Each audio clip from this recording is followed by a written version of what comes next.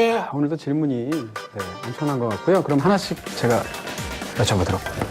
지하철 장면처럼 긴장감 넘치는 장면이 많아요. 지하실 아닐까요? 아, 지하실이 노안까지? 네. 네, 지하철이 기력도 나올 없고. 수가 없습니다. 네. 한정된 공간이라고 이렇게 40분 동안 떠드시고 지하철을 갑자기 얘기하시면 뭐 기산행인가요? 예, 예. 놓치지 않으시는군요. 네. 지하실 장면처럼 긴장감 넘치는 장면이 참 많았는데 네. 가장 기억에 남는 장면이 있으시다면 어느 부분인가요? 라고 이수진님께서 스포일러라 말은 못하는데 살짝 깜짝 놀랐던 부분은 또 지하실인데요. 지하실에서 아. 갑자기 네. 종이 때리링 울리면서 갑자기 지하실이 확 밝아지는데 네. 근데 더 이상은 말하면 안 스포일러라서. 됩니다. 네. 파트 3 저희 금방 얘기합니다. 종이 띠리링 울렸어요. 예, 맞습니다. 자, 그 다음에 뭐 이거 할까요? 예. 네네네. 김희원 님이시죠. 숨쉬지 마라는 영어 제목이 맨 인 더 다크로 국내에서 번역 재탄생되었는데요. 외국 영화가 한국 개봉할 때 제목이 재탄생하는 것에 대해서 어떻게 생각하시나요? 평론가님이 뽑은 가장 잘 재탄생시킨 영화 제목과 최악의 재탄생 영화 제목은 무엇인지. 일단 이 제목은 어떠세요?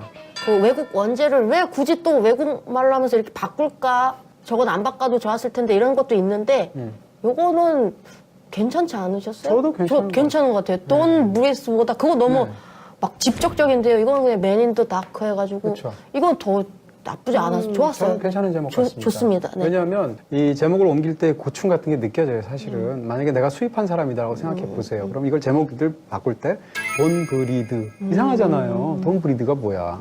그럼 번역을 합니다. 숨 쉬지 마. 영화 제목이 숨 쉬지 마야. 이상하지 않나요? 이상해요. 네. 이상하죠? 그런 상황에서 뭔가 바꿔야 될 텐데 그 바꾸는 것으로서 기왕이면 한글이면 더 좋았겠지만 맨 인 더 다크도 좋은 제목 같아요. 네. 어둠 속의 남자. 그 남자가 여기서 영화에서 굉장히 중요하니까 저는 나쁘지 않은 제목 같다. 저도 요건 좋았어요. 네. 네. 돈 브리드보다 네. 원제목의 영어를 한글로 그대로 표기하면서 변형시켜서 해야 되는 경우에 저는 한글로 바꾸는 게 나은 것 같아요. 차라리. 대표적으로 좋은 제목은 The Firm이라는 영화가 있었죠. 법률 회사를 다루는 탐 크루즈가 나왔던. 국내에서 영화 제목이 뭔가 하면 야망의 함정. 저는 굉장히 좋은 제목 같아요. 근데 그것은 심지어 국내에서 소설이 나왔을 때 번역 소설의 제목은 뭐였냐면 그래서 그들은 바다로 갔다예요. 원래 제목은 The Firm이고 국내에서 나온 원작 소설을 번역한 책 제목이 그래서 그들은 바다로 갔다가 있는데 영화가 개봉할 때 제목을 아예 제3의 제목으로 야망의 함정이라고 만들었는데 야망의 함정은 그 영화의 핵심하고도 닿아 있는 굉장히 좋은 제목이에요. 그런 면에서 지금 떠오르는 제목은 그 제목이 있겠네요. 최악의 제목 지금 생각나는 거 80년대에 굉장히 크게 히트했던 영화 중에 어게인스트라는 영화 있어요. 어게인스트. 네. 근데 어게인스트가 얼마나 최악의 제목인가 하면 전체사가 영화 제목이야? 말이 너무 이상하잖아요. 어게인스트. 원래 제목은 Against All Odds입니다. 근데 Against All Odds인데 우리나라에서 Against All Odds 하려니까 너무 길어. 그럼 All Odds를 떼고 Against를 붙였는데 세상에 전무후무한 전치사 제목이 나왔고요. 제가 그 당시에 그 신문 광고를 기억하는데 Against도 전치사 치고는 조금 어렵잖아요. To, 어려워요. on 뭐 이런 거보다는 어렵잖아. 그러니까 어떻게 썼냐면 한글로 Again 쓰고 니은을 길게 한 다음에 짧게 st. 지금 생각하는 거의 최악의 제목은 어게인스트 같다. 자, 그리고 또 볼까요? 제가 하나 또. 한 번쯤은 읽어주실 거죠? 너무 간절하셔가지고. 네. 레이지 스터디 님이요.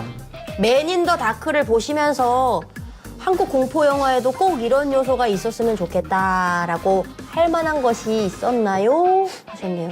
저는 한국 영화, 공포 영화가 감정적인 칙칙함 같은 게 좀 없었으면 좋겠어요. 예를 들면 알고 봤더니 어린 시절에 왕따였다. 뭐 그래서 왕따 얘기 좀 공포 영화에서 그만 봤으면 좋겠다라는 생각들이 있고 공포 영화는 공포 영화에서 그 감정적인 칙칙함 같은 것이 많이 개입되면 개입될수록 장르가 무거워지는 그런 부분인데 한국 영화는 인물의 감정에 대해서 너무 많이 설명한답시고 예. 재미없게 천편일률적으로 설명하거든요. 맞아요. 그러다 보니까 네.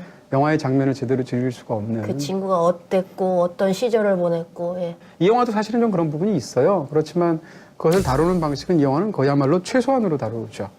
아주 그냥 가볍게 그냥 한번 툭 치고 넘어가요. 그렇습니다. 공포 영화적인 어떤 그런 테크닉도 테크닉이지만 그런 스토리를 만들어내는 방식에 있어서 너무 천편일률적인 게 아닌가. 특히 10대를 그려내는 방식. 그렇게 생각이 드네요. 네. 마지막으로 마지막으로 도니님이요.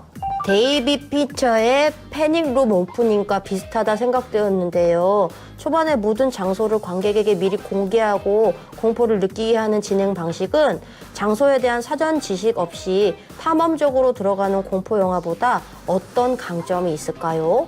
야, 이건 질문 수준도 높고 저는 정말 보신 읽으면서도 분인 것 같죠? 이해를 잘 못했는데 네. 굉장히 깊은 질문을 해주셨는데 그쵸? 네. 이런 영화들이 사실 많아요. 많고 한국 영화 중에서 대표적인 영화로 지금 떠오르는 건 조용한 가족.